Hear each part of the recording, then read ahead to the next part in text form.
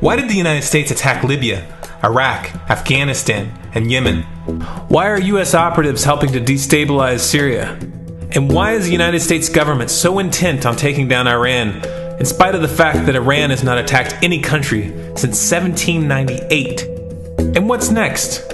What are we headed for? When you look at the current trajectory that we're on, it doesn't make any sense at all if you evaluate it based on what we're taught in school. And it doesn't make any sense if you base your worldview on the propaganda that the mainstream media tries to pass off as news. But it makes perfect sense once you know the real motives of the powers that be. In order to understand those motives, we first have to take a look at history. In 1945, the Bretton Woods Agreement established the dollar as the world reserve currency, which meant that international commodities were priced in dollars. The agreement, which gave the United States a distinct financial advantage, was made under the condition that those dollars would remain redeemable for gold at a consistent rate of $35 per ounce. The United States promised not to print very much money, but this was on the honor system, because the Federal Reserve refused to allow any audits or supervision of its printing presses. In the years leading up to 1970, expenditures in the Vietnam War made it clear to many countries that the U.S. was printing far more money than it had in gold. And in response, they began to ask for their gold back. This, of course, set off a rapid decline in the value of the dollar. The situation climaxed in 1971 when France attempted to withdraw its gold and Nixon refused. On August 15th, he made the following announcement. I have directed the Secretary of the Treasury to take the action necessary to defend the dollar against the speculators. I have directed Secretary Connally to suspend temporarily the convertibility of the dollar into gold or other reserve assets, except in amounts and conditions determined to be in the interest of monetary stability and in the best interest of the United States. This was obviously not a temporary suspension, as he claimed, but rather a permanent default. And for the rest of the world who had entrusted the United States with their gold, it was outright theft. In 1973, President Nixon asked King Faisal of Saudi Arabia to accept only U.S. dollars as payment for oil and to invest any excess profits in U.S. Treasury bonds, notes, and bills. In return, Nixon offered military protection for Saudi oil fields. The same offer was extended to each of the world's key oil-producing countries, and by 1975, every member of OPEC had agreed to only sell their oil in U.S. dollars. The act of moving the dollar off of gold and tying it to foreign oil instantly forced every oil-importing country in the world to start maintaining a constant supply of Federal Reserve paper. And in order to get that paper, they would have to send real physical goods to America. This was the birth of the petrodollar. Paper went out, everything America needed came in, and the United States got very, very rich as a result. It was the largest financial con in recorded history.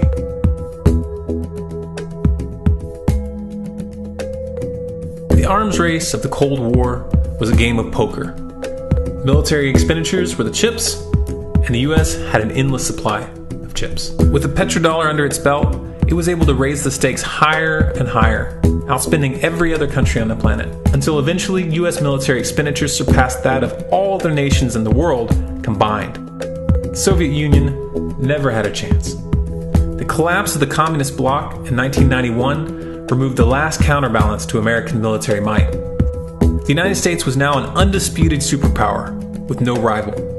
Many hoped that this would mark the beginning of a new era of peace and stability. Unfortunately, there were those in high places who had other ideas. Within that same year, the U.S. invaded Iraq in the First Gulf War. And after crushing the Iraqi military and destroying their infrastructure, including water purification plants and hospitals, crippling sanctions were imposed which prevented that infrastructure from being rebuilt. These sanctions, which were initiated by Bush Sr. and sustained throughout the entire Clinton administration, lasted for over a decade and were estimated to have killed over 500,000 children. The Clinton administration was fully aware of these figures. We have heard that 500,000 children have died. I mean, that's more children than died in Hiroshima. And you know, is the price worth it? I think this is a very hard choice, but we think the price is worth it. Miss Albright, what exactly was it that was worth killing 500,000 kids for? In November of 2000, Iraq began selling its oil exclusively in euros. This was a direct attack on the dollar and on U.S. financial dominance, and it wasn't going to be tolerated. In response, the U.S. government, with the assistance of the mainstream media, began to build up a massive propaganda campaign claiming that Iraq had weapons of mass destruction and was planning to use them. In 2003, the U.S. invaded, and once they had control of the country, oil sales were immediately switched back to dollars. This is particularly notable due to the fact that switching back to the dollar meant a 15 to 20% loss in revenue due to the euro's higher value. It doesn't make any sense at all unless you take the petrodollar into account. So I came back to see him a few weeks later, and by that time we were bombing in Afghanistan. I said, "Are we still going to war with Iraq?" And he said, "Oh, it's worse than that." He said, he reached over on his desk, he picked up a piece of paper, and he said, I just got this down from upstairs, meaning the Secretary of Defense's office today, and he said, "This is a memo that describes how we're going to take out 7 countries in 5 years, starting with Iraq, and then Syria, Lebanon, Libya, Somalia, Sudan, and finishing off Iran. Let's take a look at the events of the past decade and see if you see a pattern. In Libya, Gaddafi was in the process of organizing a bloc of African countries to create a gold-based currency called the dinar, which they intended to use to replace the dollar in that region. US and NATO forces helped destabilize and topple the Libyan government in 2011, and after taking control of the region, US armed rebels executed Gaddafi in cold blood and immediately set up the Libyan central bank. Iran has been actively campaigning to pull oil sales off of the dollar for some time now, and it has recently secured agreements to begin trading its oil in exchange for gold. In response, the US government, with mainstream media assistance, has been attempting to build international support for military strikes on the pretext of preventing Iran from building a nuclear weapon. In the meantime, they established sanctions which US officials openly admit are aimed at causing a collapse of the Iranian economy. Syria is Iran's closest ally, and they are bound by mutual defense agreements. The country is currently in the process of being destabilized with covert assistance from NATO, and though Russia and China have warned the United States not to get involved, the White House has made statements within the past month indicating that they are considering military intervention. It should be clear that military intervention in Syria and Iran isn't being considered. It's a foregone conclusion, just as it was in Iraq and Libya. The U.S. is actively working to create the context which gives them the diplomatic cover to do what they already have planned. The motive for these invasions and covert actions becomes clear when we look at them in their full context and connect the dots. Those who control the United States understand that even if a few countries begin to sell their oil in another currency, it will set off a chain reaction and the dollar will collapse. They understand that there is absolutely nothing else holding up the value of the dollar at this point, and so does the rest of the world.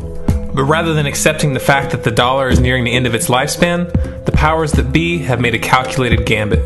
They have decided to use the brute force of the US military to crush each and every resistant state in the Middle East and Africa. That in itself would be bad enough, but what you need to understand is that this is not going to end with Iran. China and Russia have stated publicly and on no uncertain terms that they will not tolerate an attack on Iran or Syria. Iran is one of their key allies, one of the last independent oil producers in the region, and they understand that if Iran falls, then they will have no way to escape the dollar without going to war. And yet the United States is pushing forward in spite of the warnings. What we are witnessing here is a trajectory that leads straight to the unthinkable. It's a trajectory that was mapped out years ago in full awareness of the human consequences. But who was it that put us on this course? What kind of psychopath is willing to intentionally set off a global conflict that will lead to millions of deaths just to protect the value of a paper currency? It obviously isn't the president. The decision to invade Libya, Syria, and Iran was made long before Obama had risen to the national spotlight. And yet, he's carrying out his duty just like the puppets that preceded him. So who is it that pulls the strings? Often the best answer to questions like this are found by asking another question. Qui bono? Who benefits? Obviously, those who have the power to print the dollar out of thin air have the most to lose if the dollar were to fall. And since 1913, that power has been held by the Federal Reserve. The Federal Reserve is a private entity owned by a conglomerate of the most powerful banks in the world, and the men who control those banks are the ones who pull the strings. To them, this is just a game. Your life and the lives of those you love are just pawns on their chessboard. And like a spoiled 4-year-old who tips the board onto the floor when they start to lose, the powers that be are willing to start World War III to keep control of the global financial system.